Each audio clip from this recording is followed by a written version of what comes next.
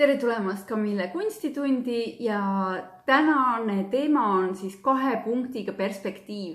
Eelmine kord me vaatasime, kuidas teha väga lihtsat perspektiivi 1 punktiga, kus kõik koondub ühte kohta, siis täna me vaatame, mis juhtub siis, kui objekt ei seisa otse meie ees, vaid küljega.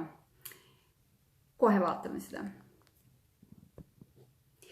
Nii, võtame siis taaskord, teeme endale horisontaali silmapiiri ja sinna peavad kõik meie asjad nüüd samamoodi koonduma hakkama. Nagu ma ütlesin, täna proovime teha, et on 2 punkti. See tähendab seda, et näiteks ese ei seisa meie ees niimoodi, et ta esikülg on paralleelne silmapiiriga, vaid see ese seisab meie ees niimoodi, et ta on juba pool viltu. Näiteks ma kirjutan siia tähe L. Nii, L-täht. Ja nüüd ma hakkan samamoodi võtma ja vedima kõiki jooni. Kõik, mis jäävad siiapoole tahku, koonduvad siia punkti ja kõik, mis jäävad siiapoole, koonduvad siiapoole. Ühesõnaga, jälle igast nurgast vean. Nii. See L iseenesest seda pidi ka. Nii. Ja nüüd ongi niimoodi, et me näeme, et see L-täht peab minema siia. Jooksma samamoodi kõik küljed ühtemoodi ühte punkti. Ja nüüd on see L-tähe paksus siin, mis siis jookseb nüüd meil siiapoole punkti kokku. Selgub, et me näeme ka seda L-tähte ülevalt poolt natukene. See tähendab seda, et me näeme ka seda L-tähe pealset paksussi. Nii. Nüüd, kui see L-tähe joon koondub siiapoole, siis tema see tahk nüüd hakkab koonduma siiapoole.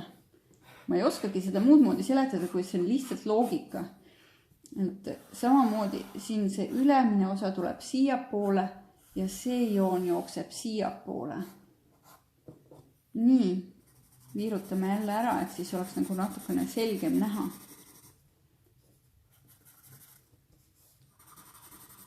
Selline tuleb L-täht. Ja näiteks, kui ma tahan nüüd edasi siit kirjutada laav või love, siis ma teen siia O-tähe. Ma pean vaatama, et ta O-täht hakkab ka kahanema. Nii et ma pean juba sellega siin natukene arvestama. Et ta jookseb nagu samas selles joones kui L-i jooned, mis me tõmbasime. Nii, ja nüüd see O koondub samamoodi. See joon siia, see ülemine joon siia ja muu tuleb lihtsalt tunde järgi juurde joonistada. Ma saan aru küll, et niimoodi ei ole nagu väga hea õpetada, et joonista tunde järgi, aga seal ongi nagu see sükene loogika koht, et sa pead lihtsalt aru saama, kuhu see joon minema hakkab. Nii, teeme siis siia, kirjutame love. Nüüd jällegi ma lähen mööda seda väiksemaks kogu aeg, sellepärast, et mul kõik kahaneb sinna tagumisse punkti. Nüüd F-i paksus läheb mul sinnapoole. Nii, see F-i ülemine osa. Viirutan ta kohe ära ja nüüd lisan siia selle paksuse veele ka veel. Nii, ja nüüd tuleb E-täht. Tuleb vaadata lihtsalt, et kõik püstised jooned peavad omavahel olema jällegi paralleelsed. Nii, kuidas me seda E-d siia teeme? Umbes keskkohta ma pean endale siia sellised abijooned tegema. Nii.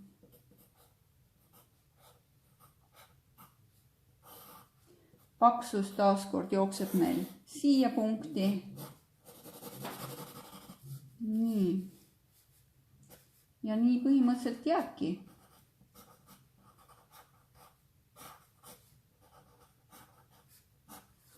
Ja samamoodi, sama põhimõte kehtib ükspuha, missugusele objektile, mida sa hakkad joonistama, olgu